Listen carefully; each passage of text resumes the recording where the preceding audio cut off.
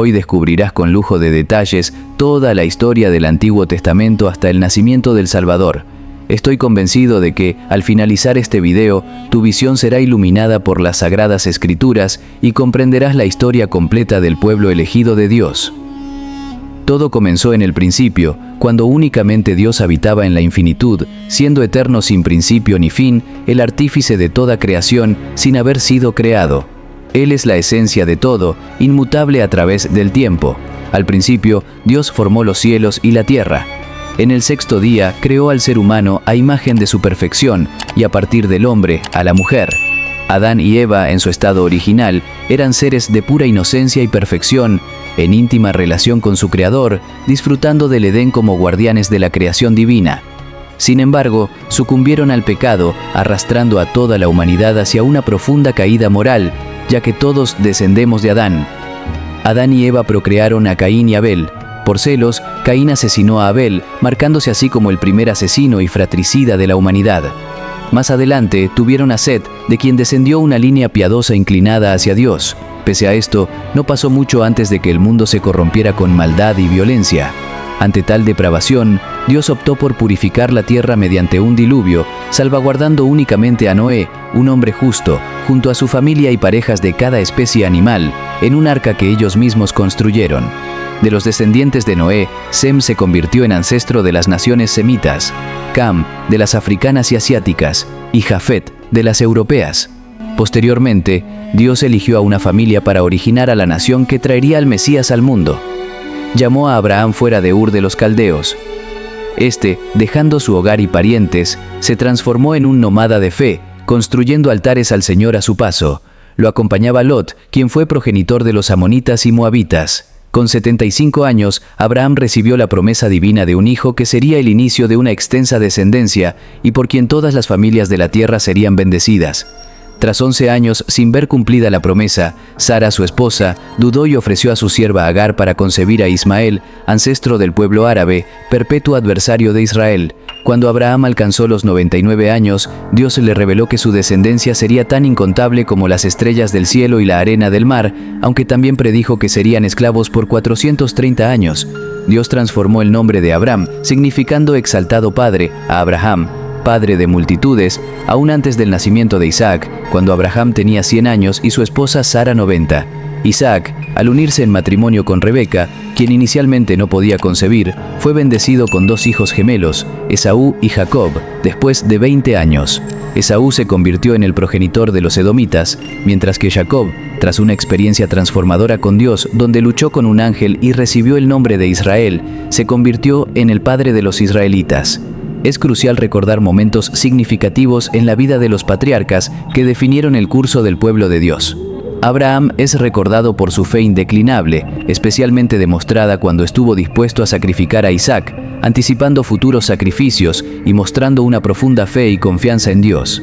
Isaac desempeñó un rol vital en la perpetuación de la promesa divina, destacado en la historia de cómo encontró a su esposa Rebeca. Jacob, conocido por sus numerosos desafíos y cambios personales, tuvo una experiencia definitoria al luchar con un ángel, cambio que lo llevó a recibir el nombre de Israel, reflejando su perseverancia y luchas espirituales. José, vendido en esclavitud por sus hermanos, no solo ascendió a una posición de poder en Egipto gracias a su capacidad de interpretar sueños, sino que también jugó un papel crucial en la preservación de Israel durante un tiempo de gran hambruna.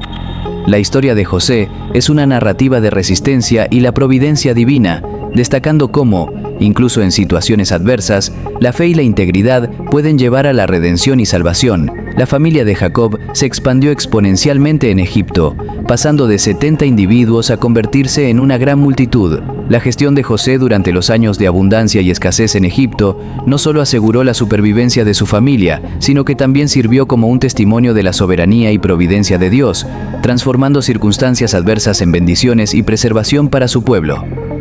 Tras 400 años en Egipto, la salida liderada por Moisés con aproximadamente 2 millones de personas, incluyendo 600.000 hombres además de mujeres y niños, marcó un punto crítico en la historia de Israel. La revelación divina en el monte Sinaí, después de la milagrosa liberación de Egipto, estableció una alianza entre Dios e Israel.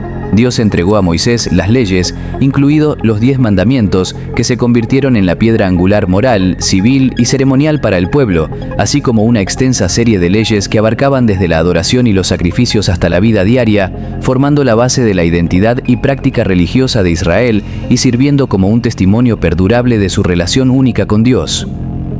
El monte Sinaí no fue únicamente el lugar de un encuentro trascendental con lo divino, sino también el punto de origen de Israel como una nación escogida y santificada por Dios, comprometida a obedecer sus leyes y mandatos. La travesía a través del desierto, que inicialmente estaba prevista para durar solo 3 meses, se extendió a 40 años debido a la desconfianza del pueblo. De los 12 espías enviados a explorar la tierra prometida, 10 regresaron con noticias desalentadoras que provocaron rebelión contra Dios y Moisés, viéndose a sí mismos insignificantes ante los habitantes gigantes de la tierra y subestimando el poder divino. Como resultado, Dios castigó a esa generación, condenándola a morir en el desierto, excepto a Josué y Caleb, los espías que mantuvieron su fe. El pueblo de Israel vagó en el desierto por 40 años, un año por cada día que la tierra fue espiada. Este periodo convirtió al desierto en un gran sepulcro para esa generación salida de Egipto, a excepción de los 2 hombres que confiaron plenamente en el Señor. Siguiendo los 40 años de errancia, se llevaron a cabo 6 años de conquista de la tierra bajo el liderazgo de Josué, aunque aún quedaba territorio por someter. Josué, discípulo de Moisés, guió al pueblo hacia la tierra prometida, dotado de un llamado y habilidades excepcionales impartidas por Dios. Después del fallecimiento de Josué, se inició un periodo de 330 años caracterizado por el gobierno teocrático de los jueces, una era marcada por la inestabilidad espiritual y altibajos morales en Israel. Durante la era de los jueces, los israelitas seguían sus propios deseos, lo que llevó a Dios a permitir que fueran oprimidos por enemigos. Sin embargo, Dios levantó a líderes notables como Gedeón, Jefté, Sansón y Samuel, quienes, junto con otros valientes guiados divinamente como Débora, una líder femenina excepcional que actuó como profetisa y jueza, desempeñaron roles cruciales en guiar a Israel hacia la victoria sobre sus opresores. Cada juez, desde Otoniel, quien liberó a Israel de los mesopotámicos, hasta Ehud, que liberó a Israel del yugo moabita, y Samgar, que defendió a Israel contra los filisteos, jugó un papel esencial en el ciclo de desvío espiritual, opresión, arrepentimiento y liberación que definió esta época tumultuosa. A pesar de sus variadas trayectorias y el impacto de su liderazgo, sus historias reflejan la constante providencia y misericordia de Dios hacia su pueblo, guiándolos a través de adversidades y restaurándolos en momentos de necesidad. Tras este extenso periodo, se dio inicio a una nueva etapa con la monarquía. Israel, inspirado por las naciones vecinas, solicitó un rey, prefiriendo un gobernante humano sobre el gobierno divino. Samuel, el último de los jueces, entonces ungió a Saúl como monarca de Israel, quien gobernó por 40 años, empezando con humildad, pero declinando hacia el orgullo, la crueldad y finalmente la rebelión y apostasía. Después de Saúl, David asumió el trono, gobernando también por 40 años y estableciendo Jerusalén como la capital. Su reinado, marcado por el éxito, la expansión territorial y una relación cercana con Dios, lo consagró como el monarca más emblemático de Israel. A pesar de cometer errores significativos, David se arrepintió sinceramente, recibiendo perdón divino. De su linaje surgiría el Mesías, cumpliendo la promesa divina. Después de su fallecimiento, su hijo Salomón tomó el trono, gobernando durante 40 años. Solicitó sabiduría a Dios, quien le concedió no solo eso, sino también riquezas, convirtiéndose en un personaje destacado de su época. Durante su reinado, construyó el Templo de Jerusalén y disfrutó de un periodo de paz. No obstante, sus numerosas esposas eventualmente desviaron su corazón, aunque en sus últimos años, Salomón se reconectó con Dios y se arrepintió de sus errores. Este periodo nos deja con 120 años de un reino unificado, durante los cuales Saúl fue seducido por la hechicería, David cayó en adulterio y Salomón en idolatría. A pesar de que Dios accedió a la petición del pueblo de tener reyes, estos terminaron enfrentando las consecuencias de sus propias decisiones imprudentes.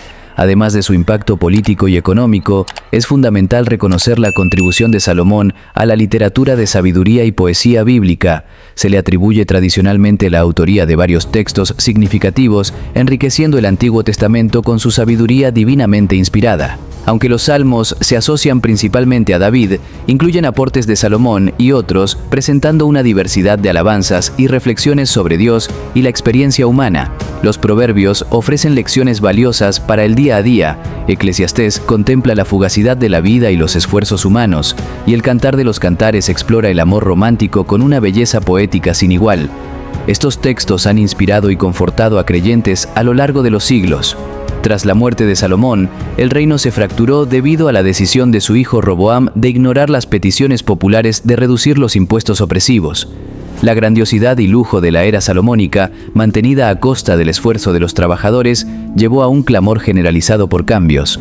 La negativa de Roboam a aliviar estas cargas resultó en la separación de 10 de las 12 tribus, que eligieron a Jeroboam I como su líder, estableciendo así el reino del norte con capital en Samaria. Este reino subsistió por 209 años, con 19 reyes de 8 diferentes dinastías, ninguno de los cuales siguió fielmente a Dios. Todos ellos continuaron los errores de Jeroboam I, quien manipuló la religión para propósitos políticos, temeroso de perder influencia si sus súbditos peregrinaban a Jerusalén para adorar. Jeroboam I tomó la decisión de construir santuarios en el norte, específicamente en Betel, Gilgal y Bersea. En estos lugares instauró becerros de oro e incitó a la población a adorarlos como deidades. Todos los 19 monarcas que le sucedieron en el reino del norte siguieron esta práctica desviada, sin buscar la guía divina y actuando con impiedad. Durante este tiempo, el Señor envió profetas como Amós, Oseas y Miqueas para reprender los pecados de la monarquía, los profetas mercenarios y los sacerdotes corrompidos por la avaricia. Estos mensajeros divinos confrontaron valientemente las transgresiones a lo largo y ancho de la sociedad, desde la cúspide del poder hasta el más humilde de los hogares, criticando la corrupción en todos los niveles del gobierno, denunciando las injusticias sociales y la explotación económica, e instando al pueblo al arrepentimiento. Sin embargo, sus advertencias fueron ignoradas. En la era de Acab, y por influencia de su esposa Jezabel, la adoración a Baal, el dios cananeo de la fertilidad y la prosperidad, se extendió por Israel. Fue entonces cuando Dios llamó a Elías para desenmascarar esta falsa divinidad y socavar la confianza en tal ídolo. A pesar de los esfuerzos de Elías y su sucesor Eliseo, que continuó con un ministerio lleno de milagros, el pueblo no atendió la llamada a la conversión. Por consiguiente, Dios optó por el castigo y permitió que Asiria invadiera Israel. Este imperio, conocido por su crueldad y métodos brutales de conquista, sirvió como instrumento de la ira divina.